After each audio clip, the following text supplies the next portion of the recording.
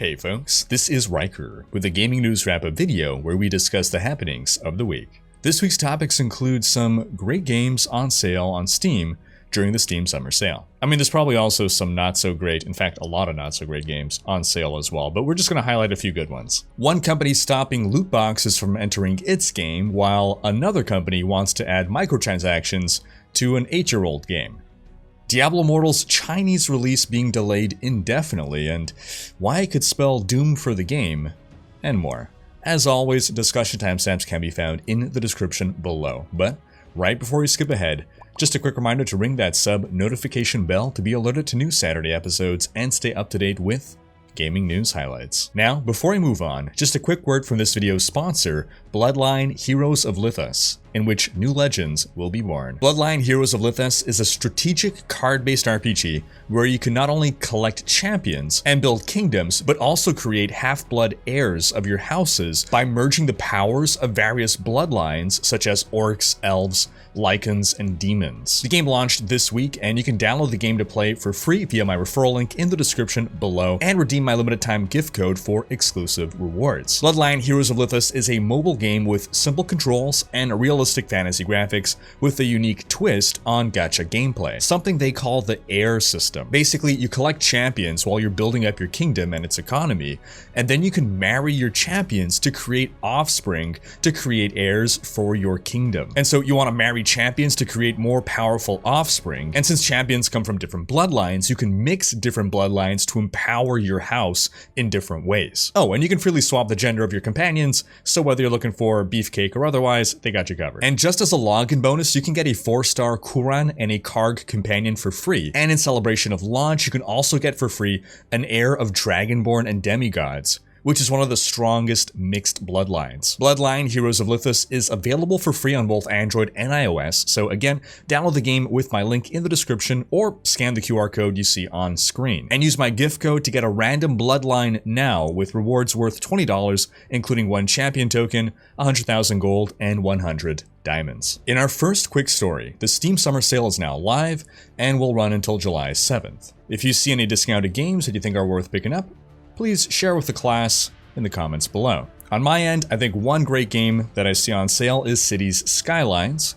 which also just celebrated 12 million copies sold. It's a city builder game that released in 2015. I really enjoyed it, and if you're an old SimCity fan, Cities Skylines really picked up the ball that Maxis dropped, and they just ran with it. Cities Skylines is the new SimCity. Then Grim Dawn is another game that you can get for a huge discount. It's one of the top ARPGs of the last generation. We are now moving on to the next generation, so visually Grim Dawn may look dated, but it's got some robust itemization and skill systems to satisfy old school ARPG fans. And the devs continue to support the game. They just released a new patch with bug fixes and a revamp of ranged weapons to allow greater viability of character builds.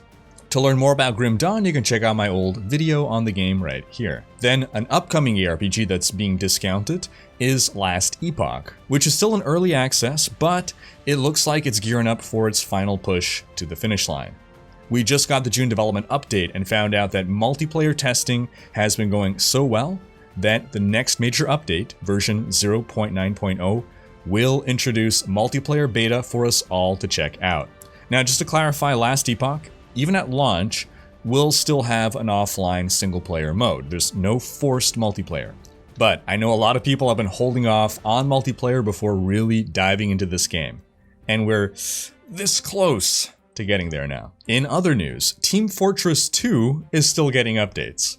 Yep, this game that released in 2007 is still being supported by the devs, and this latest patch brings some quality of life features to help kill aimbots. We also learned this week that the upcoming World of Warcraft expansion Dragonflight is releasing this year. No specific date was given, but pre-orders are now open. I was surprised by this. I was expecting an early 2023 release. So now I'm thinking about mid-November. If we look at Shadowlands, if we look at the past couple of WoW expansions, it was about 4 to 5 months between pre-orders and release. This does mean, however, that the beta period for the expansion seems like it's going to be shorter than usual, which seems to be concerning a few WoW players, given the amount of new content that's coming with This expansion that will need balancing is a little more than usual. But I turn the question to you folks, to you WoW fans. Are you surprised by the release window, and are you at all concerned that it may be rushed? Sound off in the comments. In some tangential Blizzard news, we learned from Tony Hawk himself during a stream this week that Activision sub-studio Vicarious Visions was planning to make a remake of Tony Hawk's Pro Skater 3 and 4 before they released the remake of Tony Hawk's Pro Skater 1 and 2. But then the team, this is the same team that made Diablo 2 Resurrected, was folded into Blizzard and renamed Blizzard Albany,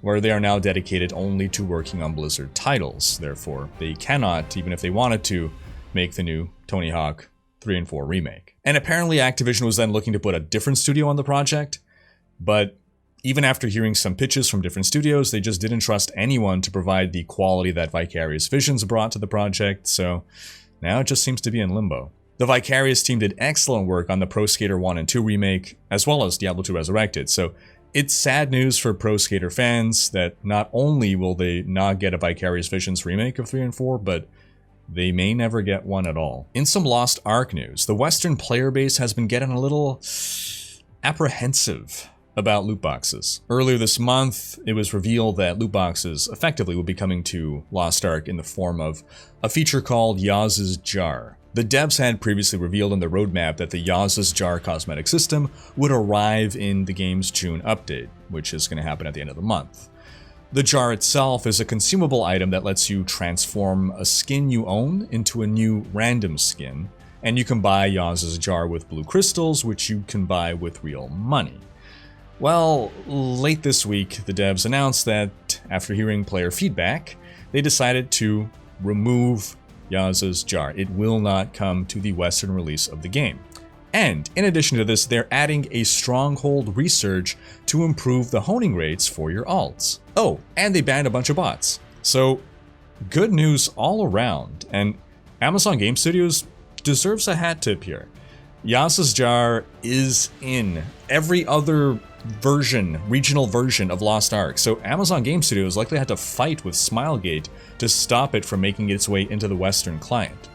Now, you can argue that it wasn't out of the goodness of their hearts. You can say that it was to protect the long-term health of the game. You can also say it was out of fear of the looming loot box legislation.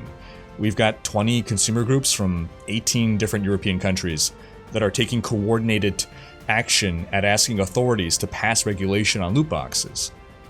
Regardless of all that, regardless of the intention, you can't argue with the results. And the results are no loot boxes now being added to Lost Ark in the West. And while Amazon Game Studios is keeping loot boxes out of Lost Ark, in another story, 343 Industries may be adding microtransactions into Halo the Master Chief Collection, an 8-year-old game. They announced that they are considering adding Spartan points to the game in the future, which would replace the season points that currently exist in the game. Currently, season points allow players to purchase cosmetics by completing challenges. So what these Spartan points would do would allow people to bypass the grind and buy whatever they want. Now, I turn the question to you folks. What are your thoughts on this? And almost more importantly, would you feel differently if Spartan points were in the game since the beginning, or does it not make a difference to you? Sound off in the comments. On to some Activision Blizzard news. With an overwhelming 88% voting yes, the company's shareholders and shareholder representatives have re-elected Bobby Kotick to the board of directors. And why not? He's made them a lot of money. Meanwhile, some employee activists have come together to try to get a seat on the company's board in order to have a voice to represent them and their interests. Guess what percentage of shares voted yes to this one? 5%. But 88% yes to Bobby K. Now look, no one is saying you should let the employees run the company. Obviously, the business people know how to run businesses, but would it be so bad to have a single seat on the board be representing the interests of the employees? Would that hurt the bottom line so much? Just one seat? On to some quick Diablo 2 Resurrected news. Another ban wave went out this week, hitting botters. Several of the biggest D2R bots were hit with permabans issued. This follows a ban wave that mostly hit people with map hacks. We also learned that in an upcoming patch, Deckard Cain will be able to identify items you're holding in your Haradra cube if the cube is in your inventory. Many top players will hold the cube in their inventory for extra storage space. It's a neat little trick. The cube itself takes up 4 squares, but it can hold more than 4 squares, so it's a little trick to actually having more inventory space. Kind of like a Heward's handy haversack or extra dimensional pouch. However, when items within the cube would not get identified, this would be pretty cumbersome where you have to take the items out of the cube, then ID them, so this is a huge quality of life fix. And lastly, onto some Diablo Immortal news. Some strange things have been happening with the game's Chinese release. It all started when the official Weibo account for Diablo Immortal, Weibo is basically the Twitter or Facebook of China. Anyway, Blizzard's official Diablo Immortal Weibo account was suspended from making new posts, just a week before the game was going to launch in China. Now, the account has just under 46,000 followers, and the hold was put on the account due to violation of related laws and regulations, without specifying what exactly. So again, we don't know exactly what for, we don't know when the account can resume posting, but we'll speculate on that in a minute. It is worth noting that the account was not banned outright. All existing posts can still be viewed, the account still exists, so this isn't the worst punishment that could have gone out. But after that, Blizzard announced that they would be delaying the launch of Diablo Immortal in China. It was supposed to release in China on Thursday, but now it doesn't even have a release date. Now, Blizzard, or NetEase, I suppose since they're handling the China side of Immortal, they're stating that this is because, quote, the development team is working on a number of optimizations to the game, greater device support for a wider range of models, maximum graphics quality on more models, a number of experience, network, and performance optimizations, and more. As an apology for the delay, they're also promising in-game rewards. Now, separately, the release of the game in other Asia-Pacific markets like Hong Kong, Taiwan, and Indonesia has been pushed back to July 8th, an actual date. Now, over 15 million users had pre-registered for Diablo Immortal in China, and following the news of the delay, NetEase's stock dropped 10%, almost overnight. So the obvious question is, why was Diablo Immortal's Weibo account suspended from posting? Well, we don't know for sure, but according to a circulating screenshot, a post was made by the account on May 22nd, and allegedly, translated, that post said, roughly, "When will the bear step down?" While an innocuous enough statement by itself, the president of China, Xi Jinping, is colloquially called Winnie the Pooh, and he doesn't like that one bit. So much so, in fact, that Winnie the Pooh has been blacklisted by the censors in China for years. You can't show pictures of him, you can't mention him, because it's all interpreted to be indirect assaults on the president. And in fairness, it is used to mock or refer pejoratively to the president. So if in theory, this post did happen, if a politically charged post did take place on that Weibo account, it makes sense that the account would be punished in some way by the Chinese government. I mean, it wouldn't make sense in a free country, but in the context of China, it makes sense. But then just how deep could the punishment run? Is it really just a temporary suspension of the Weibo account? Or could it run so deep that the government would step in and cause some trouble for the game's launch? We know that China strictly regulates what games can release within its borders. You need to obtain a license in order to release a game in China, and they've really been cracking down on the industry. They've been issuing fewer licenses, they've been issuing licenses at a slower pace. There was even a period of a year and a half, roughly, during which they barely issued any licenses at all, if not an entire freeze on issuing any licenses. So, Diablo Immortal was granted a license back in February of 2021, but maybe, a little Pooh Bear reference is making the government reconsider that license. Now, how long could Diablo Immortal's release be delayed? Even if it isn't related to any political messages, even if that is a hoax. Well, there's no way for us to know for sure. Presumably Blizzard might know, they might not. Blizzard and NetEase, they might not even know. One thing we can look at is back in August 2020, Dungeon & Fighter Mobile, a highly anticipated mobile version of Dungeon Fighter Online, was set to release in China. They had a license, but one day before release, the release was postponed. according to its Chinese publisher Tencent, which is a huge company, it was postponed because they needed to upgrade their anti-addiction systems to meet government regulations. So, how long was that game postponed? Well, again, it was supposed to release in 2020. It was postponed one day before release. It still has not released.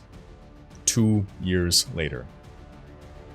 Now, this could be very bad news for Blizzard. China was always the big play for Immortal. China by itself is worth 1/3 of the global mobile gaming market. That's where games like Diablo Immortal thrive. That's where these monetization practices are accepted as normal. A huge chunk of Immortal's revenue would have come from China. If, in theory, the game doesn't end up releasing in China within a relatively short time frame, if it's going to be delayed months or even years, that is going to be very painful to the company. Their revenue projections were accounting for the Chinese revenue coming in. In fact, it's entirely possible that if the devs would have known, not just the devs, but the executives would have known from the start that the game would not have launched in China, it's entirely possible that we would have seen a different incarnation of Immortal regarding its monetization structure. This is just speculation on my part. It is also entirely possible that the game was just delayed for the explicit reason that the dev stated. It's a coincidence that the Weibo account was suspended at the same time, and they just want more time for polish. But I guess we'll find out soon enough. And that's gonna wrap up this week's video. But do be sure to have checked out our last video, in which we talk about how Blizzard is removing loot boxes from Overwatch and how that's a promising sign of where things might be headed for the company. Thanks for watching. Special thanks to my Twitch, Patreon, and YouTube supporters for making these videos possible. If you like what you see on this channel and want to support the creation of more content, you can consider pledging on YouTube or Patreon and unlocking behind-the-scenes content, monthly virtual hangouts, and more. If you enjoyed this video, please share it. Check out these other videos and subscribe to join Rhykkers Raiders for more gaming content.